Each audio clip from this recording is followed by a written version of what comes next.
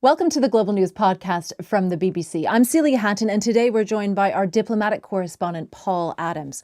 Paul, today we're talking about the US war with Iran and Donald Trump's attempts to guide ships through the Strait of Hormuz. So my first question to you is the United States getting desperate to end this conflict?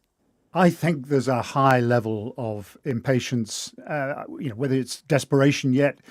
It's hard to know, but it's clearly Donald Trump is already sensing that this is going on much longer than he anticipated. You remember when he launched this war back at the end of February, he talked about 4 to 6 weeks. Well, we're way over that now.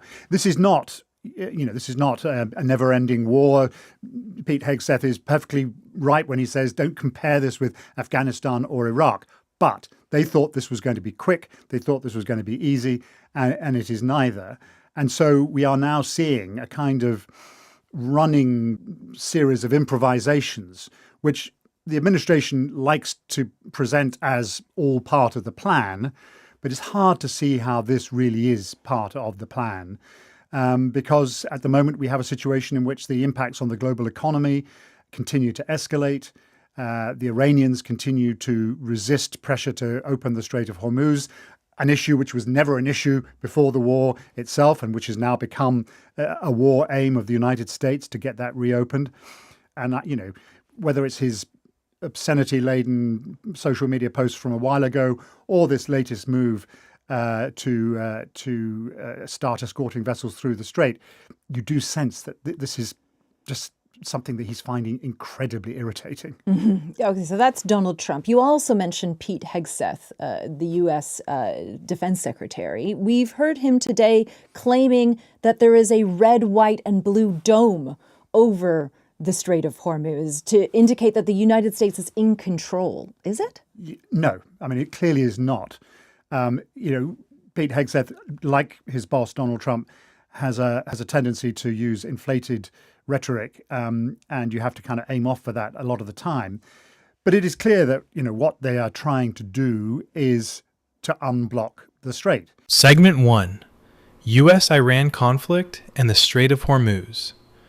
In this segment of the BBC Global News Podcast, host Celia Hatton and diplomatic correspondent Paul Adams discuss the ongoing U.S.-Iran conflict and American efforts to secure safe passage for ships through the Strait of Hormuz.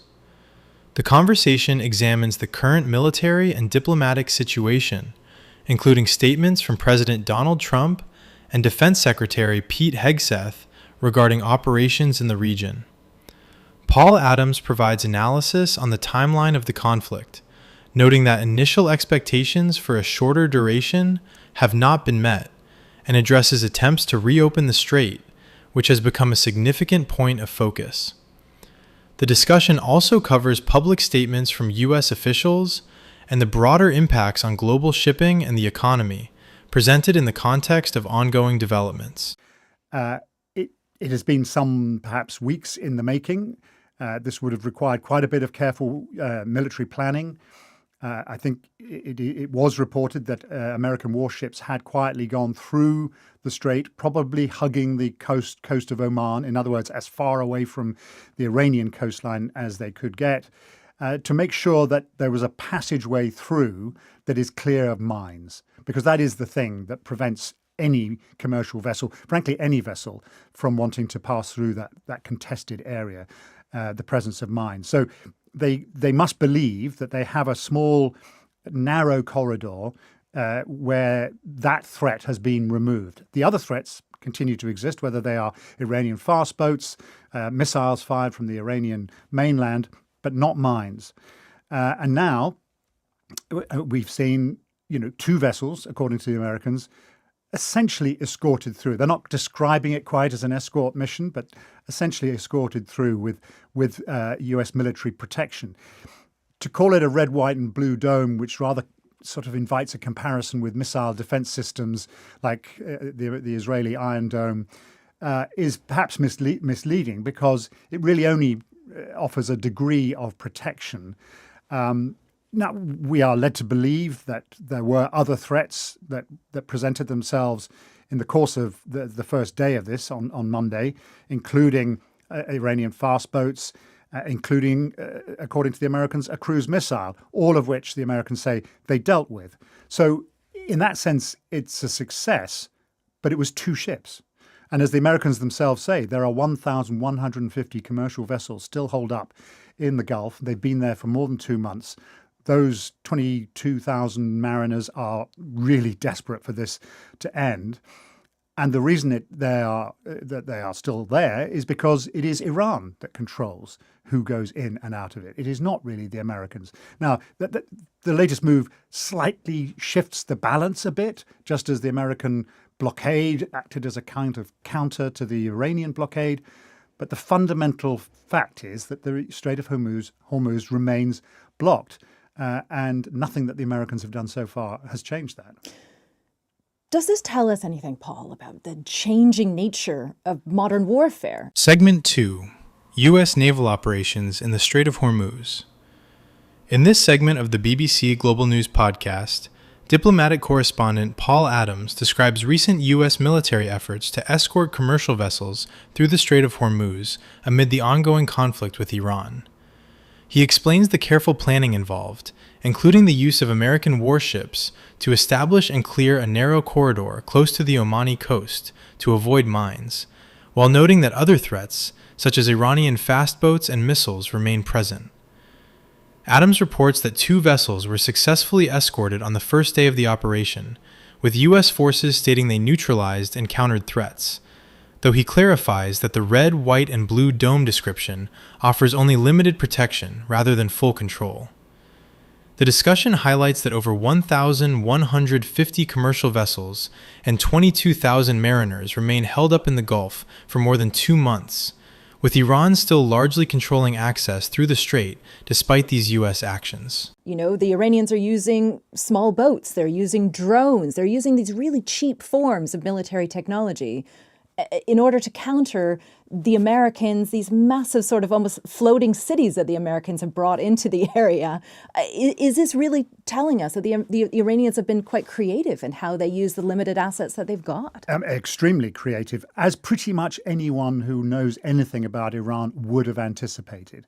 And it's well known that they've been preparing for a moment like this for some time. The Americans, they say, that there are more resources now. Pete Hegseth said this today. There are more resources available to Donald Trump now than at the beginning of the war. I think 3 carrier strike groups, huge numbers of aircraft and troops and so forth. And they're a little disparaging about the nature of the Iranian threats, particularly the fast boats. But those fast boats do pose a challenge. And the Iranians, by all accounts, have hundreds, if not thousands of them. And so, the Iranians have demonstrated, perhaps even to their own surprise, an ability to control events in that particular stretch of water, which the Americans, for all of their undoubted military might, have not been able to really come up with a solution for. And of course, it's not just the American economy and the American public who Donald Trump has to worry about. It's the global economy and the global public, all of whom, in one way or another, and sometimes in multiple ways, are suffering as a result of a war which he and the Prime Minister of Israel, Benjamin Netanyahu, decided to go into. And so far, the impacts have been entirely negative for pretty much everyone. Just staying on the negative effects, we have to acknowledge the fact that the Iranian ports are still under blockade as well. So Iran is suffering throughout this period, isn't it? Is Iran also, from what you know about what's going on behind the scenes in terms of the peace process and peace talks, are those still continuing? Segment 3. Iranian tactics and regional impacts. In this segment of the BBC Global News podcast, diplomatic correspondent Paul Adams examines Iranian military tactics in the Strait of Hormuz and their effectiveness against U.S. naval forces.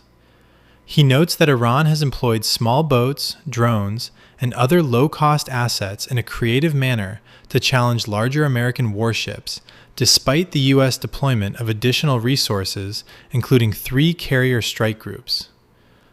The discussion addresses the ongoing difficulties in fully reopening the strait and acknowledges that both Iranian ports and commercial shipping in the Gulf continue to face blockades. Adams also briefly references the wider effects on the global economy and mentions that peace talks are continuing in the background. Yeah, I mean, you're absolutely right to highlight the pressure on Iran. I mean, it is having to improvise, and it's very good at improvising.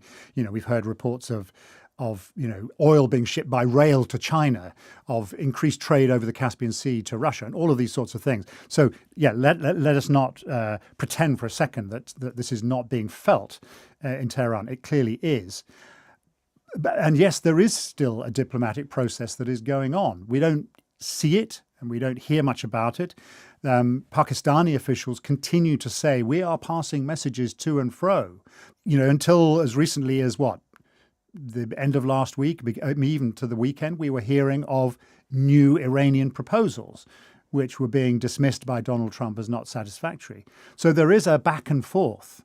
Now, does this latest shift in the dynamics with Project Freedom, does that put a spanner in the works of all that diplomacy, or will it continue regardless? I think we're likely to see efforts to keep that dialogue going, to chip away at the things that differ between them, whether it's how many years that Iran would be prepared to suspend uranium enrichment, how sanctions might be lifted, how Iranian frozen assets might be unfrozen. All of these things, which are the kind of nuts and bolts of a deal, I think are still being thrashed out. And it is still not impossible that they will reach some kind of deal which might address the easy stuff, but possibly will leave the really tough stuff, the nuclear stuff, for a later date. And in fact, that is what we think the last Iranian proposal included. I think that was unsatisfactory to Washington. It wants to be seen to have fixed this problem, the problem which it accused the previous administration of Barack Obama of failing to properly address. So the idea that they would put that off, it would be a tricky one for the Trump administration to swallow. So there is a lot of finessing that still needs to happen before any kind of deal can emerge. Is it possible, though, that Donald Trump might go for a deal with Iran that he might not originally have wanted, simply because he's under pressure to address other items on his agenda? I mean, for example, he's due in Beijing in 9 days' time. Reportedly, huge U.S.-China deals are on the line, are hinging on that trip of Donald Trump meeting with Xi Jinping, China's leader, the leaders of the two world's largest economies, in order to kind of boost their economic growth, their twin economic growth. But I would imagine that it's also tricky for Donald Trump to make that kind of trip. It's a trip he's also already delayed once, in order to travel to Beijing while possibly U.S. troops are in harm's way. We could see troops going back to the United States in coffins while Donald Trump is in Beijing. Yeah, the time pressures on Donald Trump are acute in a way that perhaps they are less acute for the regime in Tehran. Clearly, the visit to Beijing is a huge deal, and much hinges on it, as you rightly suggest. And the idea that he could go there and still be the leader who is contributing to the economic pain felt by his Chinese hosts, that's not a good look at all. And it doesn't matter what President Xi says in public, in private, that's got to be a major bone of contention. And it certainly, from the point of view of any negotiations that might take place while they're in Beijing and what deals might emerge, this cannot be the right fruitful kind of environment for any of that stuff.